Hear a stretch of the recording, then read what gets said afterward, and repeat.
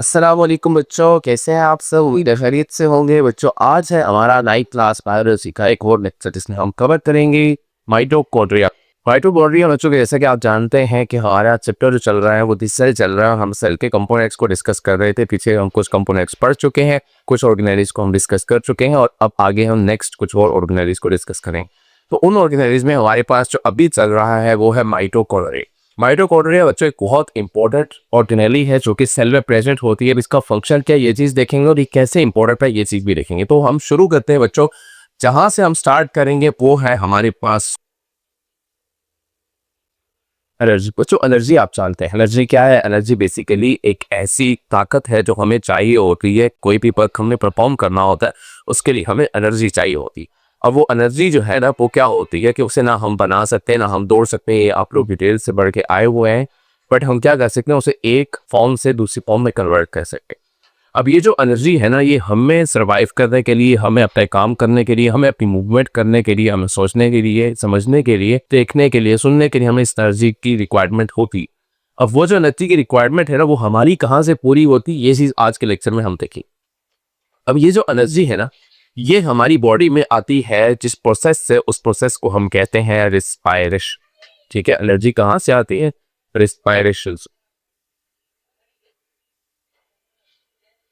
Respiration, ये respiration जो है ना इसकी वजह से एनर्जी हमारी बॉडी में आती है। अब ये जो रिस्पायरेशन है इसके आगे दो टाइप्स आते हैं, यानी कि रिस्पायरेशन की टू टाइप्स हैं। दो टाइप्स ऑफ रिस्पायरेशन हमारी बॉडी में होती है। एक होती है ए एरोबिक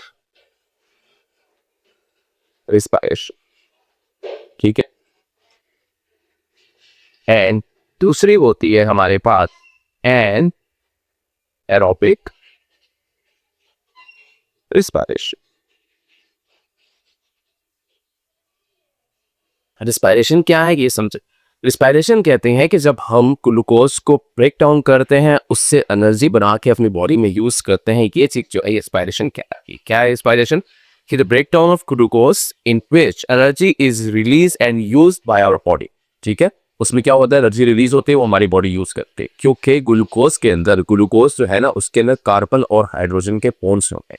ये जब बॉन्ड टूटता है ना तो ये बॉन्ड बहुत हाईली एनर्जाइज्ड होता है और इसके अंदर से बहुत लार्ज अमाउंट में एनर्जी रिलीज होती है जिसको हमारी बॉडी जो है वो यूज करती है। अब ये क्या होता है इसमें रिस्पायरेशन में हम इस CH बॉन्ड को तोड़ते हैं ग्लूकोज के और एनर्जी बनाते हैं, वो एनर्जी हमारी बॉडी यूज करती है। अब रिस्पायरेशन में जो दो टाइप्स हैं ये क्या ए एरोबिक रिस्पायरेशन कहते हैं कि हम ग्लूकोज को तोड़ें in the presence of oxygen, और एनारोबिक होता है कि हम ग्लूकोज की ब्रेक डाउन करें in the absence of oxygen, यानी कि इसमें ऑक्सीजन होगी और इसमें ऑक्सीजन नहीं होगी। ठीक है, इसमें ऑक्सीजन है और इसमें ऑक्सीजन नहीं, इन द एब्सेंस ऑफ ऑक्सीजन। ठीक है, एनारोबिक और एरोबिक रिस्पायरेशन। अब हमारा जो पर्पस है ना हमारी बॉडी में इसको निकालने तो ये बचता है एरोबिक रिस्पायरेशन। अब ये एरोबिक रिस्पायरेशन होती है, इसमें ग्लूकोज की ब्रेक डाउन होती है, ऑक्सीजन यूज होती है, हम तभी सांस के जरिए ऑक्सीजन को अंदर दे के जाते हैं और वो अंदर जाके यूज होती है इसी प्रोसेस। यहाँ पर क्या होता है अब ग्लूकोज की ब्रेक डाउन करने के बाद उससे जो एनर्जी रिलीज होती है वो हमारी बॉडी यूज करती है। अब ये जो रिस्पायरेशन है ये होती कहाँ है बच्चों? ये होती है माइटोकॉन्ड्रिया में। माइटोकॉन्ड्रिया जो है इसके अंदर ही रिस्पायरेशन होती है। माइटोकॉन्ड्रिया को अगर आप समझे, उसकी कंपोनेंट्स को अगर देखें, अच्छा माइटोकॉन्ड्रिया जो है ना ये एक डबल मेम्ब्रेन ऑर्गेनेली, ठीक है, डबल मेम्ब्रेन ऑर्गेनेली। अब ये डबल मेम्ब्रेन ऑर्गेनेलीज जो है ना वो हमारी बॉडी में कुल तीन ही, ठीक है, उन तीनों को मैं आपको बताता हूँ कौन कौन से तीन डबल मेम्ब्रेन ऑर्गेनेलीज है। डबल मेम्ब्रेन ऑर्गेनेलीज, ठीक है, ये तीन ऑर्गेनेलीज हैं। कौन बहुत सी हैं? फर्स्ट आती है हमारे पास क्लोरोप्लास्ट, सेकंड आता है हमारे पास mitochondria, and the third one is nucleus. ठीक है, ये तीन चीजें हमारे सेल के अंदर ऐसी हैं कि जिनके पास डबल मेम्ब्रेन्स होती हैं, दो दो मेम्ब्रेन्स होती हैं, इसके अलावा बाकी सबके पास सिंगल मेम्ब्रेन होती है या तो नहीं हो। ठीक है, तो ये जो है ये भी डबल मेम्ब्रेन ऑर्गेनेली, आपको दोनों मेम्ब्रेन जिसकी नजर आ रही होंगी, एक जो है वो ये अंदर है जिसमें कर्व्स बने हुए हैं, फिंगर लाइक प्रोजेक्शंस है, और दूसरी जो है ये बाय है। ठीक है, इनको अगर हम नाम दे दें तो ये हो जाती है हमारे पास इनर मेम्ब्रेन और ये होती है हमारे पास आउटर मेम्ब्रेन। अब इनर मेम्ब्रेन और आउटर मेम्ब्रेन के अलावा आपको यहाँ पर ये प्रोजेक्शंस नजर आ रही है अंदर, ठीक है। जैसे कि ऐसी प्रोजेक्शंस जो थी वो हमने देखी थी, उसके अंदर भी थी, जो हम पहले पढ़ चुके हैं, गोल्जी एपरेटस में भी थी, ये है उसमें एंडोप्लाज्मिक रेटिकुलम में भी थी। तो ये जो प्रोजेक्शन थी वहां पर तो हमने इनको सिस्टर ले का नाम दिया था। यहाँ पर जो इनका नाम है ना वो है क्रिस्टी। इनका नाम क्या है? ये जो प्रोजेक्शन है इनको कहते हैं क्रिस्टी, CRISTA, क्रिस्टी, ठीक है। उसके अलावा यहाँ पर ये जो आपको अंदर ग्रीन ग्रीन नजर आ रहा है, this is the DNA of mitochondria.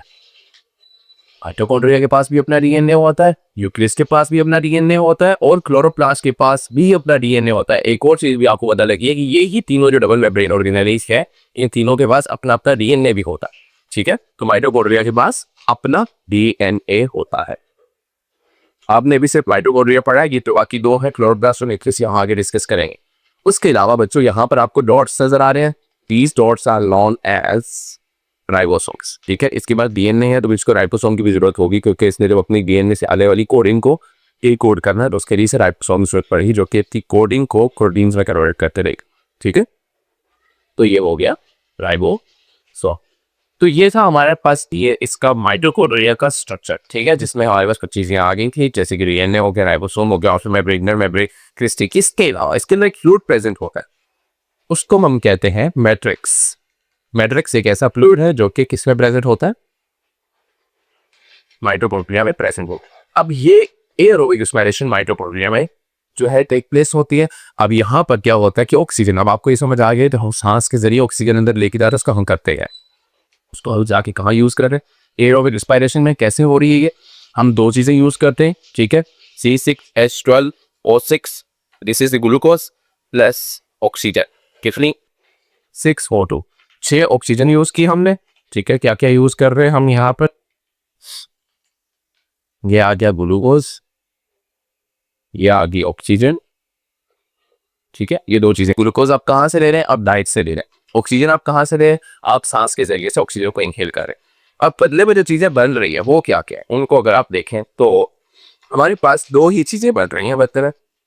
एक आती है carbon dioxide CO2 6 plus 6H2, water भी बन रहा है, ठीक है। अभी कार्बन डाइऑक्साइड कहाँ से निकाल रहे हैं आप वापस से सांस जब एक्सहेल करते हैं तो आप निकाल दे रहे हैं। अब ये वाटर कहाँ जा रहा है? ये वाटर सारा का सारा आपके ब्लड में चला जाएगा, ठीक है। वहां पर ये जहां भी जाए, यूरिन में जाए या आपके ब्लड में यूज हो या ये जो भी का। और तीसरी चीज जो आपके पास यहाँ से मेन चीज जो रिलीज हो रही है वो है एनर्जी। ये एनर्जी यहाँ से रिलीज होगी ड्यू टू कार्बोहाइड्रेट कॉन्स्टिट्यूट। ठीक है, आपको ये समझ आ गया कि हम ऑक्सीजन यूज करते हैं, वो क्यों यूज करते हैं, हमें क्यों इनहेल करनी पड़ती है oxygen.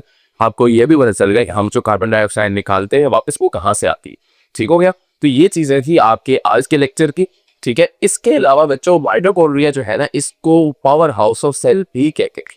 Power house of cell क्यों कहते हैं? क्योंकि सेल की सारी एनर्जी, देखिए बेसिकली एक इलाका होता है, उसका पावर हाउस कौन सा होता है? जहां से सारी इसकी इलेक्ट्रिसिटी आ रही होती है, जो उसकी सारी जितनी भी फैक्ट्रीज होती हैं उनको चलाती है, जितने भी घरों वगैरह में अप्लायंसेज हैं उनको चलाती। तो ऐसे ही यहाँ पर जो सेल के अंदर पावर हाउस है वो क्या है? माइटोकॉन्ड्रिया, जो कि सेल की पूरी बिजली दे रहा है, सेल को पूरी एनर्जी दे रहा है ताकि सेल जो है वो प्रॉपर वर्किंग कर सके। ठीक हो गया। तो mitochondria is also known as power house of cell. Clear हो गया बच्चों? ये एनर्जी जो माइटोकॉन्ड्रिया प्रोड्यूस कर रहा है ना, ये किसकी फॉर्म में है? ये एनर्जी होती है एटीपी की फॉर्म में। किसकी फॉर्म में? ATP, adenosine triphosphate. ठीक है, अभी आप इस पे बोल ना करें, बस इतना ही याद रखें एटीपी की फॉर्म में होती है। जब चैप्टर नंबर हम 7 डिस्कस करेंगे मेटाबॉलिज्म को, तो उस पर हम ये चीजें डिटेल्स में देखेंगे, एरोबिक क्या एनारोबिक क्या, बहुत मजे का चैप्टर है वो। आप जो नीचे पढ़ेंगे तो आपको जरूर मजा आएगा। ठीक हो गया। तो आज के लिए बच्चों इतना ही है माइटोकॉन्ड्रिया में। नेक्स्ट हम मूव करेंगे नेक्स्ट लेक्चर पे। मुझे इजाजत दीजिए बच्चों, अल्लाह हाफिज।